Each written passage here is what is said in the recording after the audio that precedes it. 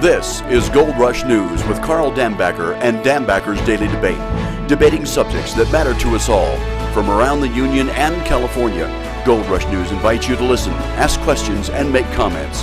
And now, here's the host of Gold Rush News, Carl Dambacher. I'm Carl Dambacher with Gold Rush News. We're looking at Obamacare. Tonight we have Dr. Zeiderman and Dr. Jim Mawson. We're going to start off with Dr. Zeiderman. Could you just give us an idea of who you are? Tell us a little about your practice and some of the things you've been doing. Good evening, Carl. Good evening. Thank you. Thanks for coming on. Thank you for inviting me. I had a wonderful drive down here from Amador County. I just retired from my practice as an OBGYN in Amador County, specifically in Jackson. And I've had a practice there for the past 18 years.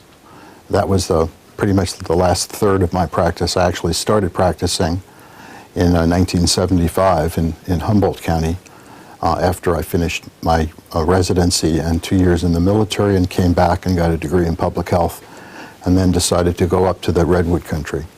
But I did some other things in my career, but in 1995 I returned to this lovely area living in Amador County, and had a young family, had two young boys at that time who went through school and graduated from the system, and we still live in Amador in Sutter Creek with my wife, who's a nurse at the university, part-time nurse.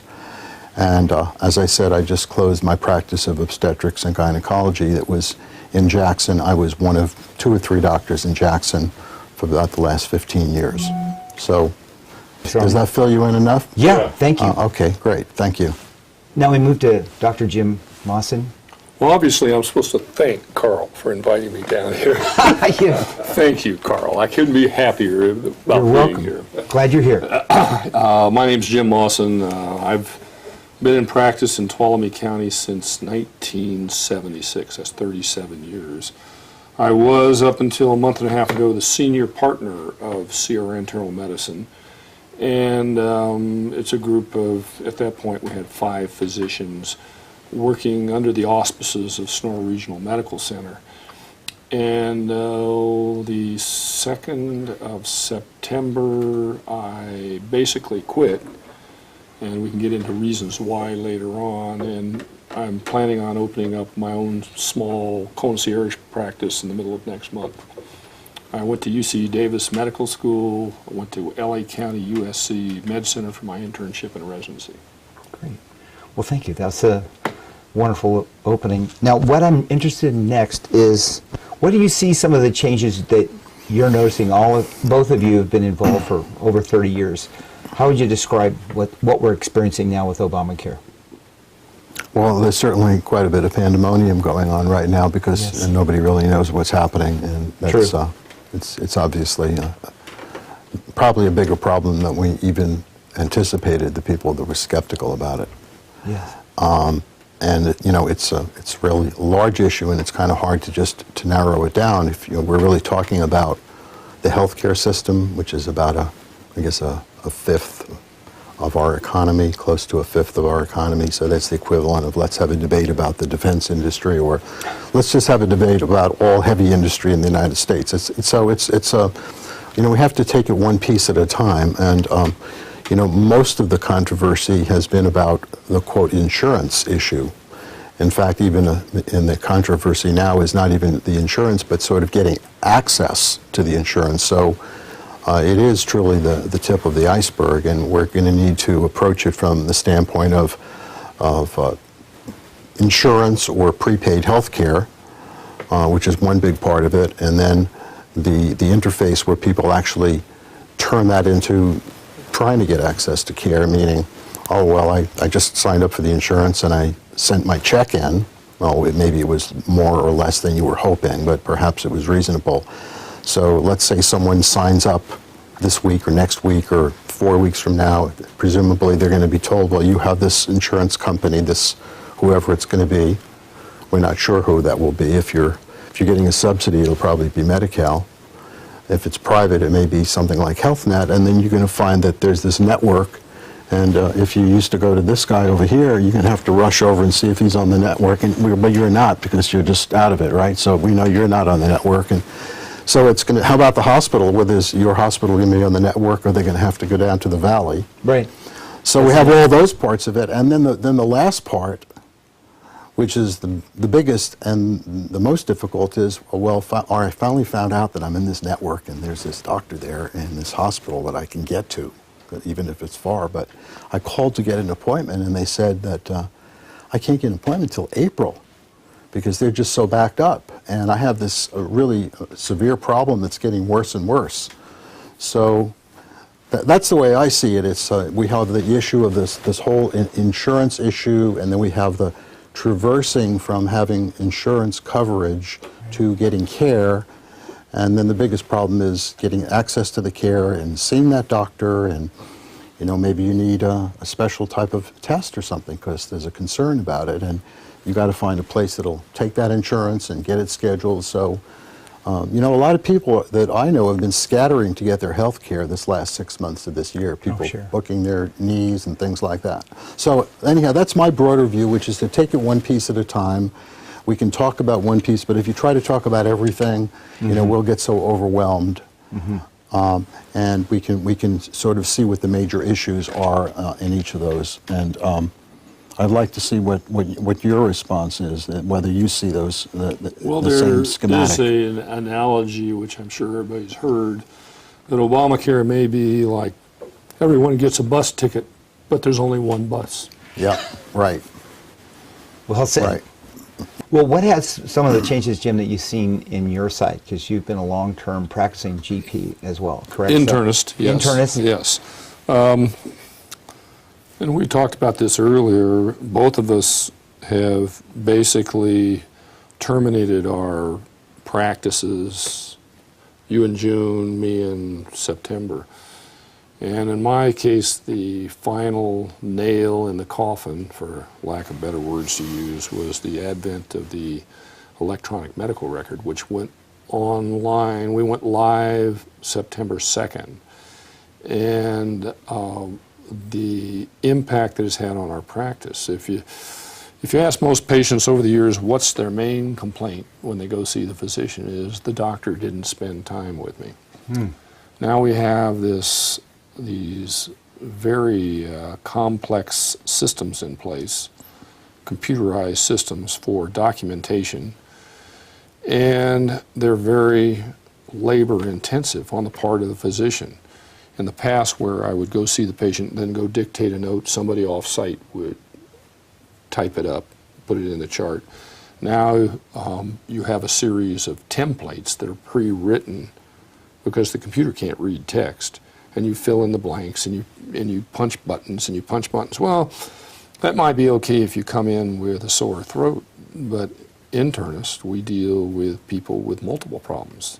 Maybe somebody comes in with diabetes, congestive heart failure, they're blind, and their husband's beating on them. And each of those requires a separate template. You put it into the computer. That fourth component, where the husband's beating on them, maybe you don't want that sent off into the web. Maybe that's not appropriate. I don't know. We talked earlier about the Hippocratic Oath. Yeah. So it's what sort of pushed me over the wall was spending more time with the computer than with the patient. Sure. And there are arguments for the EMR. One is particularly doctors are able to communicate real time through the computer, but to be honest with you, I'm old school. I use this thing called the telephone. If I had somebody with a gynecological problem, I'd call you up. I mean, it's a good way to radical thought. But no, what they want me to do now is email you, and you email me back. Right. Matter of fact, one of the things that was interesting in our practice was my nurse, Nikki, right outside the door. Maybe I want a urinalysis on the patient sitting there in the room. The old days, I just open up the door and say, do you mind getting a urinalysis? Oh no, we're not supposed to do that anymore. You're supposed to email your nurse, who's 15 feet away, that you want the urinalysis done, then she sends you an email back. So I don't mean to belabor the point, but I think the technology, which is going to be wonderful in 5 years, is not ready for prime time. And it's made you probably agree with me, it's made the practice much more labor intensive. Because you're now having to communicate with more people constantly versus making decisions right there with the patient. And one of these things is the confidentiality now is being somewhat questioned in the examination process. You know, the private questions that are being asked and then collected and put in a central database. This is where I'm asking you, Dr. Zeiderman, this coming issue seems to be a conflict with do no harm and the confidentiality part of it. And how do you feel about that? All right, so let me respond to that. Let's just take the electronic medical records piece of this system. It's one of many things that's being imposed. You know, originally it was imposed because it was supposed to reduce errors and avoid people dying and allergic reactions, things like that. Or they show up somewhere and there's no access and they're in an emergency room and they can't get records from their doctor. Those were allegedly those are the reasons when we started. So, you know, yes, there are some positives about having electronic medical records in those circumstances that will presumably be helpful. The problem is that there are a lot of negatives with electronic medical records that really aren't recognized. First of all, it's very expensive to implement it, so there's been a game of trying to get doctors to do that. Otherwise, they'll be penalized in their reimbursement. And you lay out $50,000, and supposedly you'll get most of it back. Like if you had a solar unit on your office, you know, if you had solar. Really? Yeah. So it's quite expensive for physicians and groups. They talk about a group of 3 or 4 doctors having to spend about a couple of $100,000. So we have the expense part of it. We have the issue that you raised, which was the possible compromise of confidentiality, and that's a big problem because, you know, I just went through moving all these records out of my office to my home, and all the information that I've provided over the years is in those charts. You know, in fact, I destroyed a lot of them because they're out of date and spent money to have somebody come and do that. It's gone. But when this confidential information gets into a database, which is linked, you know, with the government, so it's the federal government with a database. It's linked to the IRS. It's linked to security. There's one other link, isn't there? Yes, the NSA, like you said, the IRS, the NSA. So who really wants to have that much access? You know, we've gone through this sort of shenanigans for, it's probably been about 10 years now, where a patient comes in your office and they make you have to fill out all these HIPAA forms. And to be honest with you, it's, you know, the confidentiality was always good because I had control over it and I honored it. And honored my patients, the privacy of their information. What's happened for me over that decade is, in addition to this ridiculous game of them signing these forms when they walk in the door and they stick them in the chart, nobody reads them, it's made it very hard for me to get access to information because you've got to go through this process. So when I want to get information from someone, you know, it often will be more difficult. In a small community, I haven't had that much trouble. I can call the hospital and they'll say, you know, send over an x-ray or something.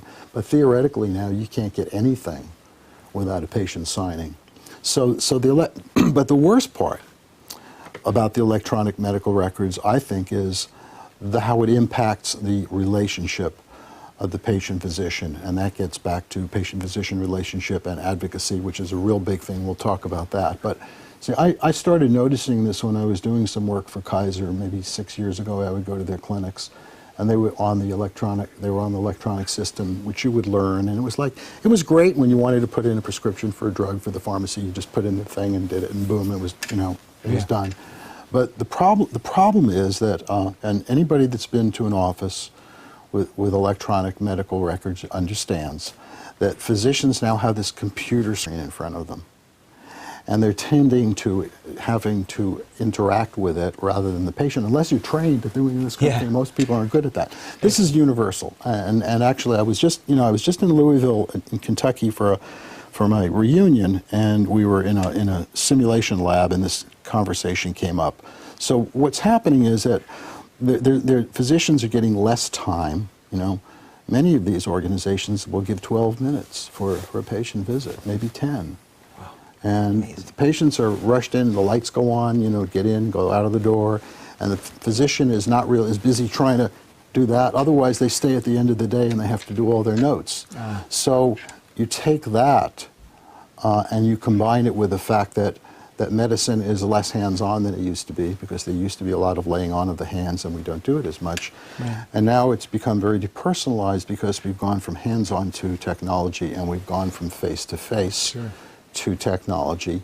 And that's just made this big barrier between the doctor, and I know you feel like I did, that we used to have this very close Absolutely. face-to-face relationship, patient, family, husband, grandmother, small community, rural county. Yes. So it impacts, a lot of these things impact on us, even more so as rural county, and that is, in rural medicine, it's been community-based, it's face-to-face. Right.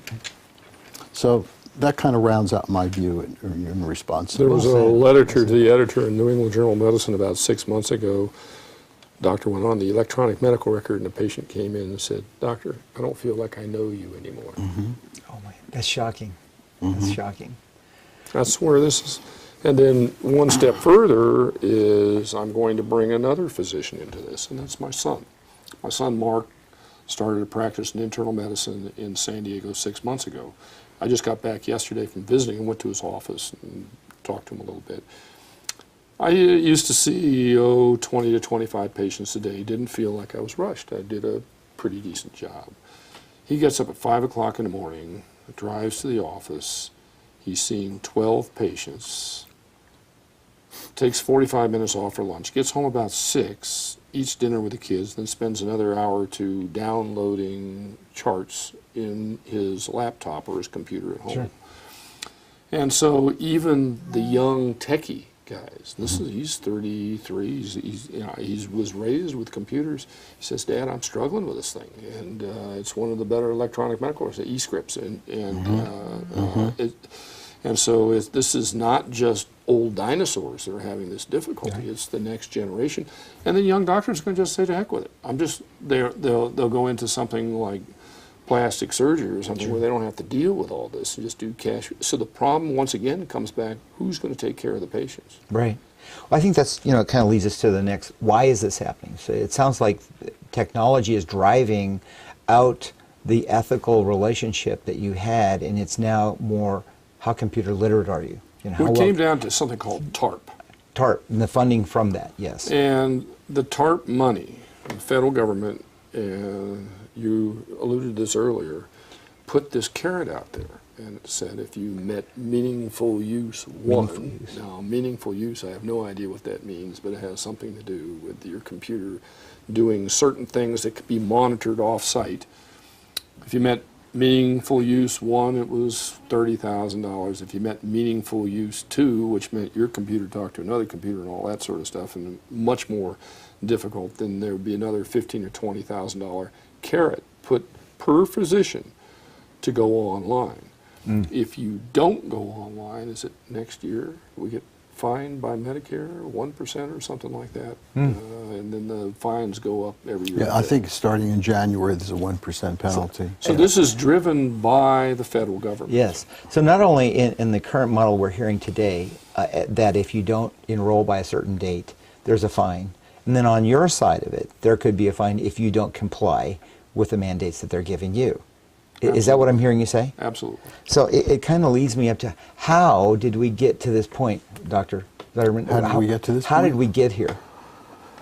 Well, I guess we'll have to define here, and then we'll have to figure out here meaning the government involvement, or Yeah, I mean, we're looking at 20 to 30 million more illegal aliens that are going to be considered citizens they're going to access health care in this country. We've got 300 million people. How is it possible we're going to move in that to provide health care for everyone? Well, all right. So, what's basically driven this was the perception that there were millions and millions, tons of millions of people that weren't getting health care. Yes. Okay. Now, we know that have been somewhere in the range of 45 to 50 million people that didn't have health insurance.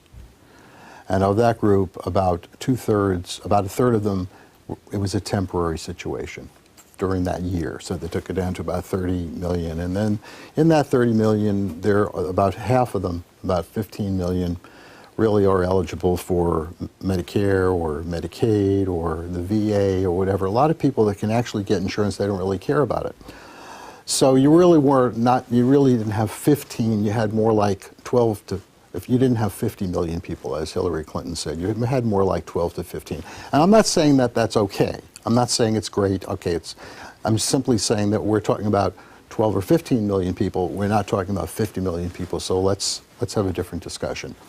But what basically drove this was the political philosophy in the country that the left is motivated by social justice, and they feel that access to health care is a right, that everybody should have access to health care, the health care that they want, and basically it shouldn't cost them anything. Okay? So that's what's driving it, and this is what it's all about, and it's all about basically redistribution of wealth. That some people have a lot of money and they should pay for other people that don't have health care. And now it completely ignores the fact, of course, that, as you probably are aware, that anybody that's sick anywhere in this country can go to a hospital and they'll be taken care of. And, In fact, it's still legal to deny them health care, correct? Emergency care. But the argument will be, well, but, they really don't have health care to go see their doctor for preventive health care. We don't have that. Which is just a tiny little thing. And by the way, if you go to, just related to this, if you go to the exchange and you look under the plans, what they give everybody for free in this Obamacare, and which all insurance companies are going to have to provide, is you're going to get a preventive health visit per year. So everybody's going to get one visit once a year for preventive health care. It's worth $100, okay? That's what it is, and that's the freebie. So everybody is going to get it. Which means you're not really, a lot of people aren't going to get that much more out of it, because if you look at some of the costs on it in California, for example, people are going to have to pay $600 a day out of their pocket for hospital care, okay, on the gold plan. Okay, so if you go in the hospital for a week, that's $2,300, 6 times 7. 42? Yes. Right, okay. $4,200, and you have maximum out of pocket in the gold plan of, I think, 8 or 12,000 maybe for the silver plan. I mean, there's just a lot of stuff you're going to have to pay for, and when the freebie is that one visit per year that everybody's going to get. That's the big deal. And then the argument is, well, it's a great thing, and actually, and it's a debatable thing. It's nice. It sounds great. Everybody will come in once a year, get your weight, get your blood pressure, get your BMI, and this. They'll test your blood sugar and all this and that. But there's a lot of concerning data about what the return is for the expense of that. I'm not saying it's bad. It's probably good. But it's not apple pie. It's not like you spend that $100 and you're going to save an average of $300 on that's not true. So it's basically a part of the political sale, which is that you're going to get preventive health care. Sure. It's good. It's a good. Yeah. And you're going to get it for free. And that's really, okay? Well, those are some of the promises that the public was given. Yeah, during his exactly. campaign, you won't lose your doctor, it's going to be free. And now we're finding out throughout the country, 30% of an ABC poll just reported that they found that 33% of the people would like to appeal the law. It was over the weekend. Kaiser just reported today they're going to cancel 160,000 patients due to Obamacare. Are these the patients that they see under Medi-Cal now? I'm not really sure. It wasn't really clear. Well, there's a lot of moving from and we've got different segments of people, Yeah. and it's difficult to say, well, this group's going to pay more, this is going to pay less, the government provides here and there. Jim, what do you think about how we got here? What is your perspective on Well, one of the things I think you Zetterman expressed said? extremely well, but there's another side, and that is you and I as primary care physicians have had absolutely no advocacy at any level. We're in the trenches. We're working. You're doing the work. We're doing the work. And so the people who negotiate for us, and this has been shown in the CMA, the AMA, the people who negotiate rates and what we do tend to be the surgeons and people who have more discretionary time and money where they can go back to Washington and do things. So I take this position. I think primary care, which I think would be the savior for any health care plan, because we're fairly good at what we do and we're inexpensive. It's been basically, we've been basically just shoved off. And I think unless you can bring back a physician that you can go talk to and take a look at you and deal with you. The system, what makes the system fail, it's an insurance, all this is all Obamacare is, Medicare and all that is they're insurance plans. Nobody's looked at the cost of health care. And there are huge costs for which you get very little return on your investment. Okay. For fear of bringing up the thought of the word death panel, which I don't want to do, but I think the last statistic was 40% of the healthcare dollars spent on the last year of life. Sure. And there are these things we do to people that at the end of their lives which cost tremendous amounts of money, and nobody seems to want to deal with that. And what I do as a primary physician is I'll sit down and talk with somebody. I'll say, look, you're 83 years old, you got terminal malignancy. Do you really want do you really want feeding tubes and all that sort of stuff? And most of the time, people are very reasonable. They'll say, no, keep me comfortable, doctor. Sure. And yet nobody's really playing that role anymore. Right? That we've been pushed out. And so you look at, I don't think you can go to a community in California over 35,000 people that doesn't have a new hospital. Sure. Do you have a new hospital in Jackson? Yes. We got a brand new $50 million facility here in Sonora. Yes. 50,000 people live in Tuolumne County. You go to Merced, huge new Exactly. hospital. Right. Big Kaiser down in Modesto. New hospital over in San Andreas. Right. So the money, there's a lot of money being spent. And I wonder if anybody looks at return on your investment. Well, I think the people that will be paying premiums that have tripled throughout the reports I've heard through the weekend, they're starting to wonder where this money's going. The other issue is, how does the community respond to these things? I mean, are we at a level, would you say, Arnie, that we need to start contacting the congressmen, the senators, and saying, look, we need some help here? Because people are now working part-time with full-time bills. They're not able to pay for everything that will be coming to them. Well, as with most things, the government probably won't act until after something really bad happens. They're not going to work preventively. Yeah. So I think this is going to play out, and Sure. we're going to find out what the net result is. But it doesn't look really good because, as we were discussing earlier about the number of people. Remember, they were talking about bringing a lot of people that don't have insurance at all into the system, right? And in addition to that, a lot of people that have health problems that haven't had access to that. So they've had these, either they couldn't get insurance or pay high rates. This is sort of contrary to the way insurance is sold. That's why it's really not insurance. So, I mean, there's no way that you can add 7 million people to the health system and many millions of other people that have pre-existing problems and take care of them and say that it isn't going to cost more money. Right. I mean, they actually said it was going to cost less money, and part of the way they were going to save it was they were going to pull the $750 million out of Medicare, which Correct. compounds the Medicare problem because, in case you don't know, they've built in this 10% decrease, which is coming for reimbursement for doctors and hospitals. And then there's also that thing they call the doctor fix that's been going on every year for 10 years, which They've been says putting off. every year they tell us, your rates are going to get 25%, then it's going to be 25%, 27%, then last year was going to be 30%. So right now, So 30%. doctors are scheduled in January to get 30% less for Medicare than they are in December.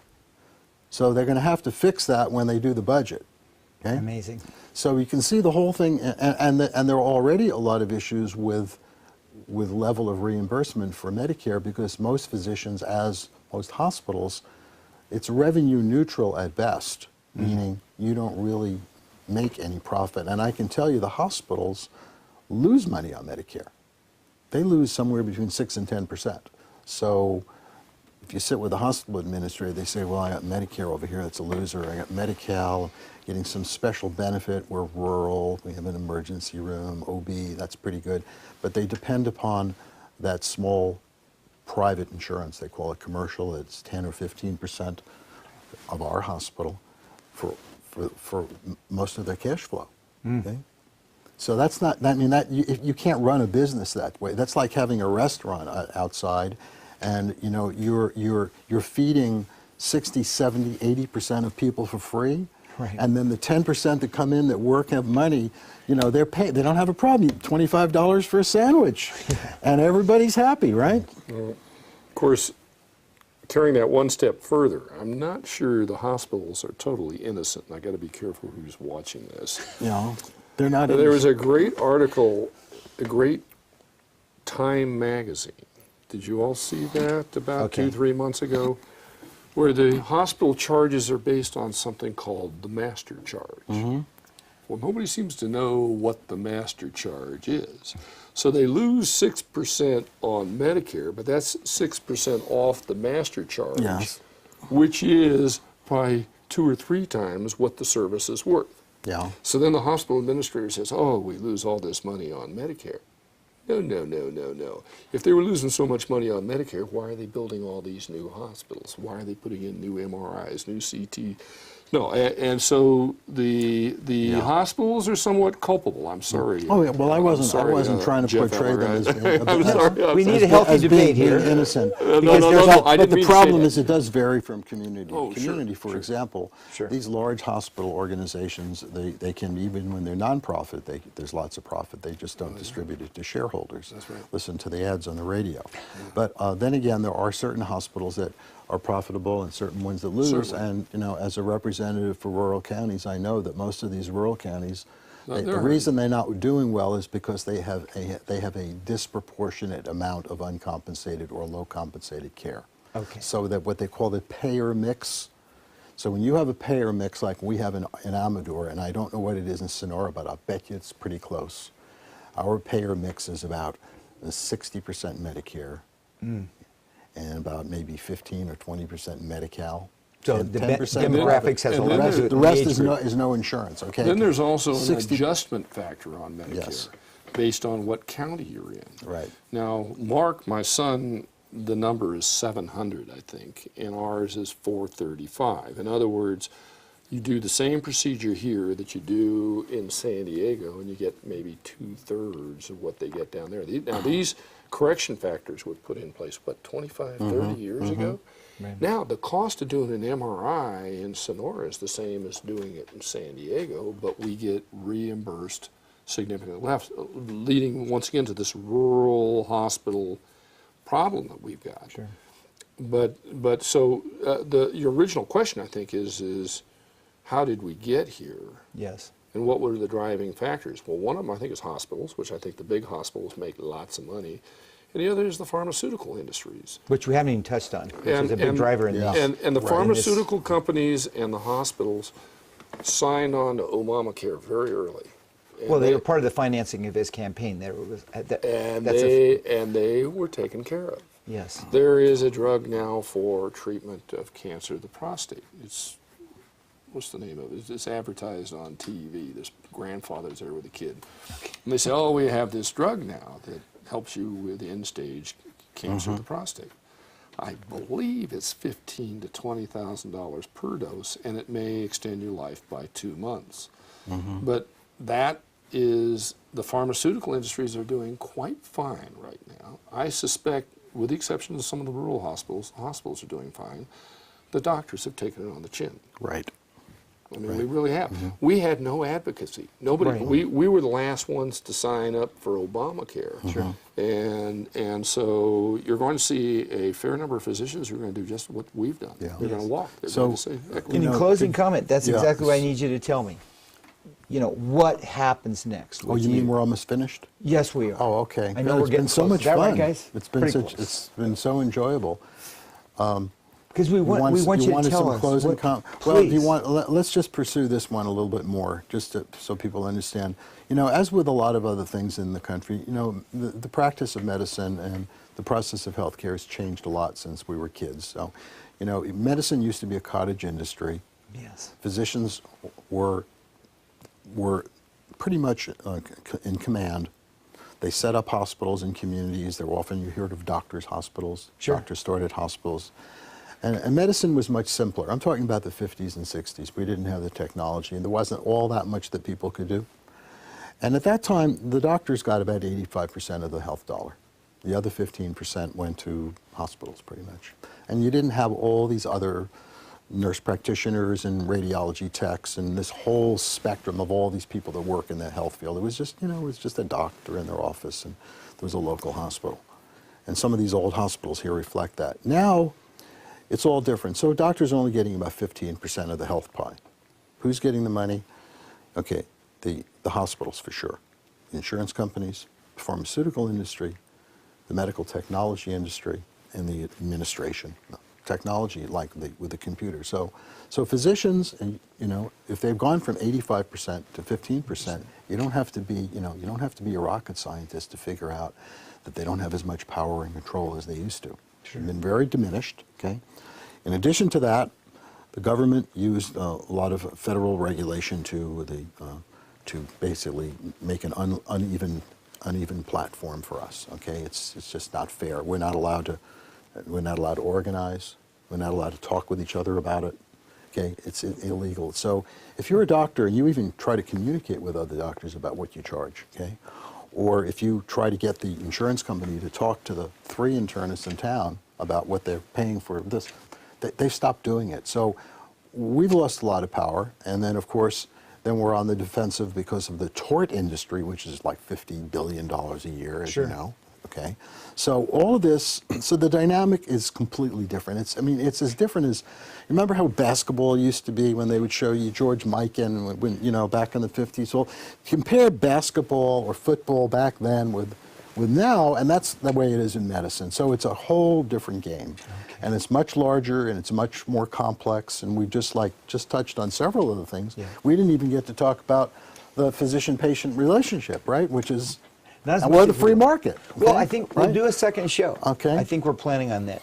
Jim, can you say some closing Well, comments to what the Dr. direction, Zetterman's yes, saying? the direction of which way we're going. I hate to say it, I see this whole thing collapse, and somebody comes in on a white horse and says, single payer is the answer. Yes.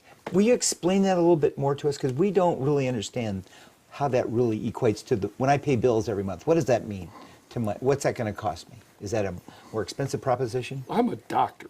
I have no clue.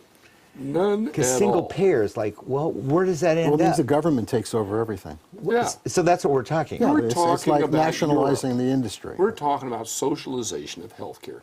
That looks to me like that's the direction we're headed in. And then you're going to ask the question, how do you stop it? I don't know. Right.